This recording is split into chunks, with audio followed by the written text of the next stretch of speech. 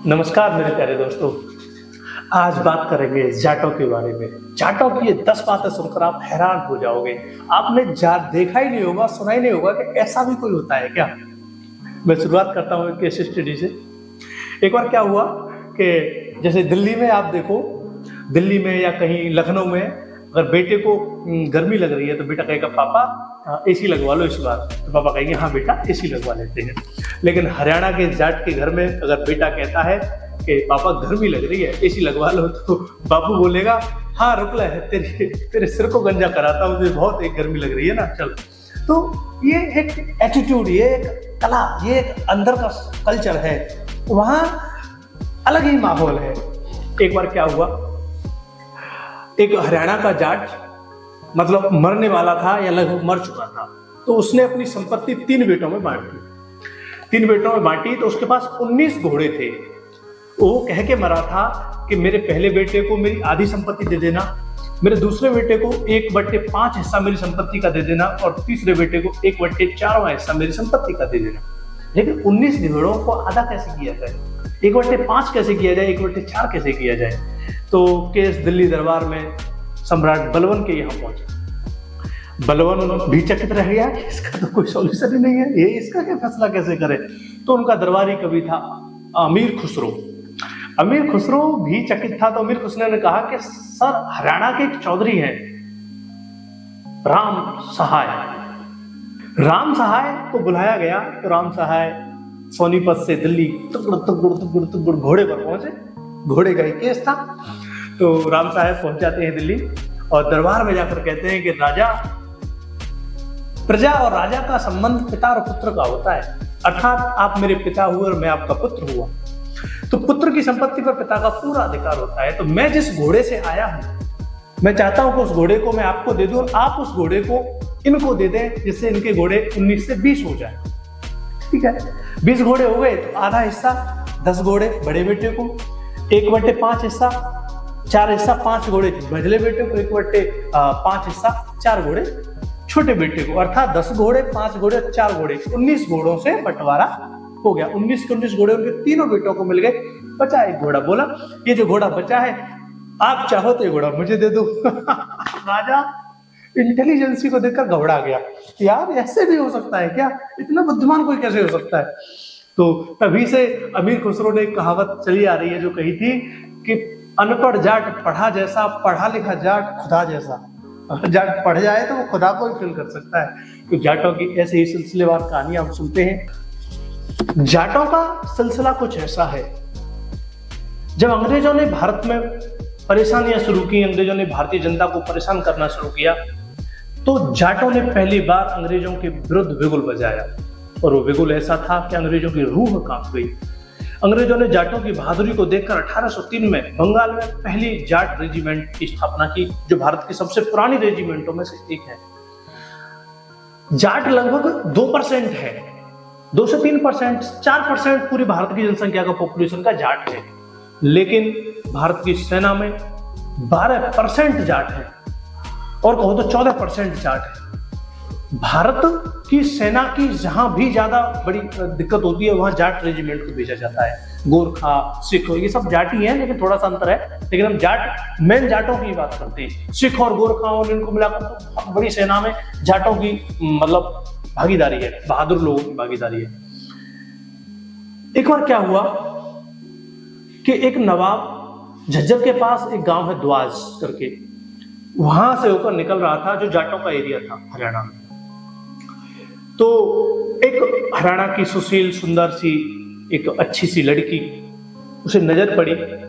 तो उसने पता लगवाया किसकी बेटी है और उसके पिता को फरमान भेजा कि हमें तेरी बेटी से विवाह करना है, तैयार हो जा। पिता परेशान। पिता ने जाट पंचायत बुलाई। हरियाणा की जो पंचायत होती है, खाफ जिसे बोलते हैं, खाफ, वो पंचायत हुई। उस पंचायत में बताया गया कि ये समस्या है। तो सब पंचायत में ना बहुत से समुदाय होते हैं, उनमें से एक जाट समुदाय अपना अलग होता है। तो सब लोग बोले कि भाई कर दो नवाब से अपनी बेटी की शादी, क्यों हजारों लाखों लोगों को मरवाना चाहते हो। अगर नवाब से मना किया तो वो हमला करेगा तो सबको मरना पड़ेगा। लेकिन जाटों ने विद्रोह कर दिया, नहीं, हम अपनी बहन बेटी की आबरू ऐसे किसी को नहीं बेच सकते। हमारी इच्छा होती है हम करते, लेकिन हमारी इच्छा नहीं है तो हमारी इच्छा के विरुद्ध हमें जबरदस्ती बनाएगा, ऐसा नहीं हो सकता। तो जाटों के एक छोटे से गांव ने, जिसमें 2300 जाट थे, इतिहास में लिखा हुआ है केवल 2300 जाट थे, उन्होंने विद्रोह कर दिया। नवाब को पता चला तो नवाब ने 40,000 सैनिकों की तोप, घोड़ा, हाथियों के साथ एक सेना, शाही सेना सजाई और दिल्ली से हरियाणा की ओर बढ़ा दिया। उस गांव पर हमला किया गया। दोस्तों आप हैरान हो जाओगे, 2300 जाटों ने, जिनमें बच्चे भी थे, औरतें भी थी, बुजुर्ग भी थे और युवा थे, उस 40,000 सेना का विध्वंस करवा दिया। उस 40,000 की सेना को उनके हथियार छीन छीन कर मार डाला। एक तोप छीनी, तोप से फिर और तोपों को नष्ट किया, कुछ हथियार छीने, उन हथियारों से हथियारों को नष्ट किया। तो ऐसा है जाटों का जलवा। एक जो हास्यपूर्ण कहानी आपको जाटों की मैं बताता हूँ। जाटों की महिलाएं भी कुछ कम नहीं है। कहते हैं कि जाट का हुक्कार महिला का मुक्का, जाट का हुक्कार जाटनी का मुक्का बहुत भारी पड़ता है। एक बार एक जाटनी थाने पहुंची और बोली, थानेदार साहब, मेरा आदमी 5 दिन पहले गोभी लेने गया था, लेकिन अभी तक गोभी लेकर वापस ना लौटा। अरे पुलिस वाला बोला, अरे तो क्या हुआ, गोभी ही बनानी है क्या, घरे कोई और सब्जी बना ले, गोभी इतनी जरूरी थोड़ी। उन्हें बस बोलना है, जाटों को बस सोचना और समझना, स्ट्रेट फॉरवर्ड है, बस सीधा बोलना है। और एक बार एक ताऊ, कहाँ गए, एक ताऊ क्या करते हैं कि एक ताऊ कटिंग कराने जाते हैं, और वहां जो नाई होता है हरियाणा का, नाई बोला, ताऊ तेरे बाल छोटे करने हैं के? ताऊ बोला, नहीं तू बड़े भी कर सके है के? मतलब समझ ही रहे हो आप, मतलब सीधा बोलना। जो उनका जो कॉमन सेंस होता है इतना हाई होता है। एक कॉमन सेंस से रिलेटेड एक बार क्या हुआ, हरियाणा का एक जाट अपनी स्कॉर्पियो या बोलेरो टाइप की गाड़ी धो रहा था। एक महिला वहां से निकल के जा रही थी, बोली, अरे मैं तो गाड़ी धो रहा था क्या? कि नहीं, पानी पिला रहा था, पता चले बड़ी हो जाए, बस बस बन जाए तो पैसा जितना कमाए। नहीं है क्या, तुझे पता है जब मैं गाड़ी धो रहा हूँ तो क्यों पूछ रहा है, क्यों बता रहा है? तो तुझे दिख रहा है गाड़ी धो रहा हूँ तो धो रहा हूँ, तुझे दिख रहा था दुकान में बाल कटवाने आया हूँ तो छोटे कराने आया हूँ, तो बड़ा भी करना है क्या मालूम को? तो ना सीधा बोलते। एक बार क्या होता है कि 6 जाट एक गाड़ी पर जा रहे थे। 6 जाट थे, गाड़ी के बुलेट हो गया, कोई भी होगी बड़ी गाड़ी। तो आगे ट्रैफिक वाला बोलता है, पुलिस वाला वो हाथ देता है, रुको भाई रुको। तो ड्राइवर जो जाट था बोला, अरे अब तू कितने बैठेगा? अब तू कितना बैठेगा, बावला हो गया है कि? इससे पहले ही 6 बैठे हैं। वो सिर चकराने लगता है कि कितना क्या करूं उसका मैं, वो फिर निकल जाता है। एक बार क्या हुआ, जाटों की बात ही अलग है। जाटों के जैसा डू एंड डाई वाला इंसान इस धरती पर जन्म नहीं लेगा। जाटों के जैसा दिल का सच्चा इंसान इस धरती पर दोबारा जन्म नहीं लेगा। है ही नहीं पूरी धरती पर जाटों के जैसा ऐसा इंसान। जाट लट से हड्डियां भी तोड़ते हैं और दिल को भी संभालना जानते हैं। जाटों की सबसे बड़ी खासियत यह है, जाट कौम बहादुरी के साथ साथ दिल की भी कौम है, हृदय की भी कौम है, मोहब्बत की भी कौम है।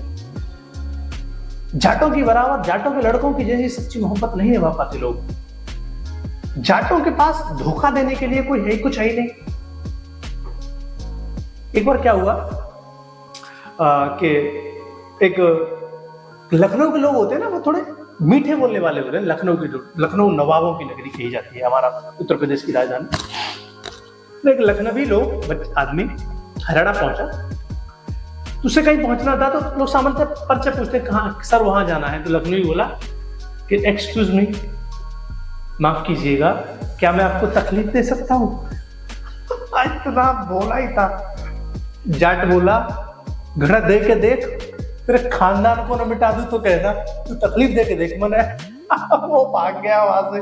वो तो रास्ता पूछ रहा था कि मैं मेहरबानी करके आपको तकलीफ दे सकता हूँ, मुझे सहायता कर दीजिए। तुम्हारा तकलीफ देके तो देख, तेरे खानदान को न मिटा दूं तो कहना। ऐसे होते जाट। एक जाटों की इतनी कहानियां हैं, इतनी कहानियां हैं। एक बार एक जाट गाड़ी लेके जा रहा था, तो रेड लाइट क्रॉस कर दी, आगे ट्रैफिक वाले ने हाथ दे दिया, तो महाराज रुकिए जरा, बड़ा तड़ा ये रेड लाइट ना दिख रही है। जट बोला, अरे यार रेड लाइट तो दिख रही थी, लेकिन तू ना दिख रहा था।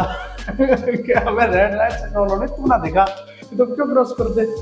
ऐसी अनेकों कहानियां जाटों की है।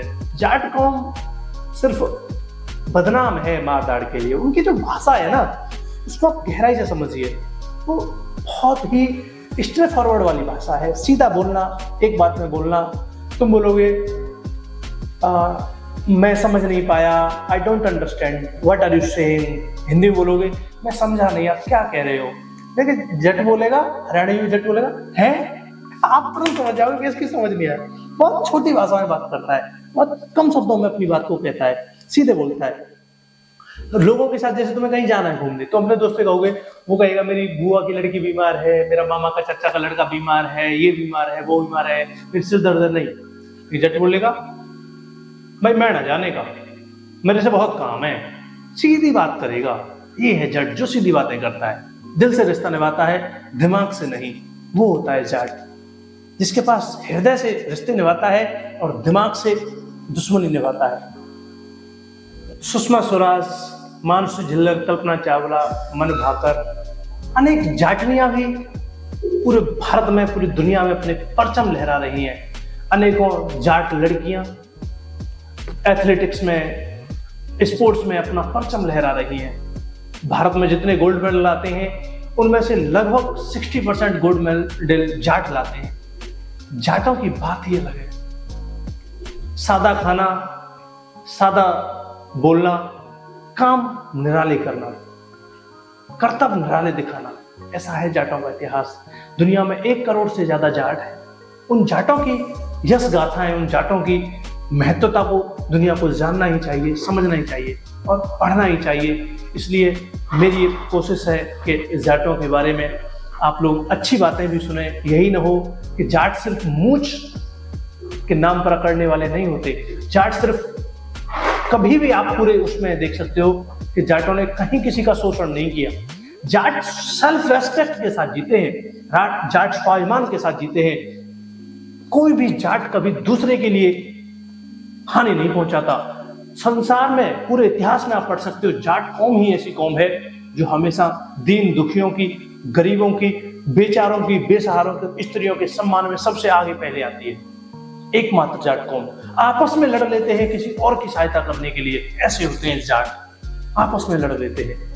तो ऐसी कौम के बारे में गलत धारणाएं होना कि जाट अखड़ू होते हैं, जाट कवट बोलते हैं, जाट लड़ते हैं, नहीं, वो किसी से नहीं लड़ते। वो सेल्फ रेस्पेक्ट से लड़ते हैं, वो गलत के विरोध में लड़ते हैं, वो अन्याय और अत्याचार के विरोध में लड़ते हैं। तो जाट है। जय जाट, जय जवान, जय किसान, भारत माता की जय। जिसने भारत माता की बुलंदियों को पहुंचा रखा है। सेना के चीफ रह चुके हैं जाट, महावीर चक्र प्राप्त कर चुके हैं जाट। जाट रेजिमेंट भारत की श्रेष्ठ सेना है। जाट रेजिमेंट दुनिया में ताक खट्टे कर देती है चीन और पाकिस्तान और अन्य देशों के दुश्मन सैनिकों के। जाट रेजिमेंट को बदनाम ना करें, जाट समुदाय को बदनाम ना करें। Jat is the best person of all over earth, best human create, best ईश्वर की कल्पना है, बेस्ट ईश्वर की संरचना है जाट। तो दोस्तों सब्सक्राइब कीजिए, शेयर कीजिए, सभी जाट भाइयों को भेजिए। और ये वीडियो बिल्कुल भी किसी जाति व्यवस्था को लेकर नहीं है। ये वीडियो किसी जाति को कमतर करने के लिए या जाटों को श्रेष्ठ स्थापित करने के लिए नहीं है, बस जाटों की वास्तविकता को रखने के लिए है। कभी जाटों ने किसी दलित का शोषण नहीं किया, कभी जाटों ने किसी दलित का अपमान नहीं किया।